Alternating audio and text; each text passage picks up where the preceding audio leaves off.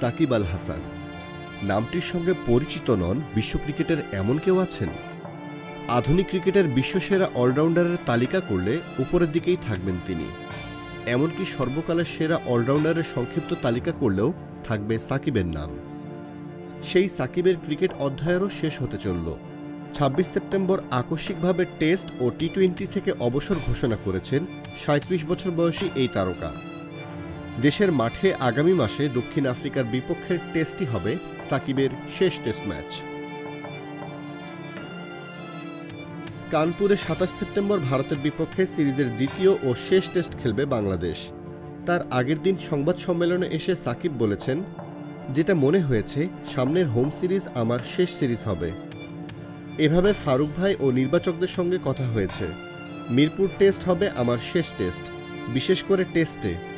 Board চেষ্টা করছে এটা কিভাবে সুন্দর করে আয়োজন করতে পারে, দেশে যাতে নিরাপদে খেলতে পারি, দেশ থেকে যেন নিরাপদে বেরও হতে পারি। টেস্টের পাশাপাশি টি-20 থেকেও নিজেকে সরিয়ে নিয়েছেন সাকিব। এ নিয়ে বাংলাদেশের বাঁহাতি অলরাউন্ডার বলেন, এখন নিজেকে টি-20-র জন্যও দেখছি না, সে হিসেবে মনে করতে পারেন এই দুই সংস্করণে নিজের শেষ দেখছি। তবে কি বয়সের কারণে টেস্ট ও টি-20 থেকে অবসর নিলেন সাকিব, নাকি শারীরিক কারণে? গত ৫ আগস্ট আওয়ামী লীগ সরকার ক্ষমতাচ্যুত হওয়ার পর আর বাংলাদেশে আসেননি সাকিব। এ সময় তিনি পরিবারের সঙ্গে ছিলেন নিউ ইয়র্কে। সেখান থেকে রাওয়ালপিন্ডি গিয়ে খেলেন ২ টেস্ট সিরিজ। এরপর সতীর্থরা দেশে ফিরলেও সাকিব একটি কাউন্টি খেলতে যান ইংল্যান্ডে। সেখান থেকে ভারতে গিয়েছেন টেস্ট ও টি-20 খেলতে। সংসদ সদস্য হওয়ায় সরকার পতনের পর মামলা হয় সাকিবের নামে। সম্প্রতি শেয়ার কেলেঙ্কারিতে জড়িত থাকায় ৫০ লাখ টাকার শাস্তিও ধার্য করা হয়েছে তাকে। তার মধ্যে চোখে সমস্যা ও ব্যাটে রান খরা। মাথার অবস্থান ঠিক রেখে চেন্নাই টেস্টে ব্যাট করেছেন হেলমেটের ফিতা কামড়ে। সবকিছু নিয়ে কথা হচ্ছিল অনেক দিন ধরে।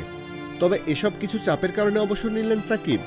তবে দেশসেরা অলরাউন্ডার জানিয়েছেন, এসব কিছু বা অন্য কোনো অভিমান থেকে নয়, নতুনদের সুযোগ করে দিতে অবসরের সিদ্ধান্ত নিয়েছেন সাকিব। এ নিয়ে জানতে চাইলে সংবাদ সম্মেলনে সাকিব বলেছেন, কষ্ট অভিমান থেকে সিদ্ধান্ত নেওয়া না, এটাই সঠিক সময় সামনে এগিয়ে যেতে ও নতুনদের সুযোগ করে দিতে। একই সময় টি-20তেও একই চিন্তা।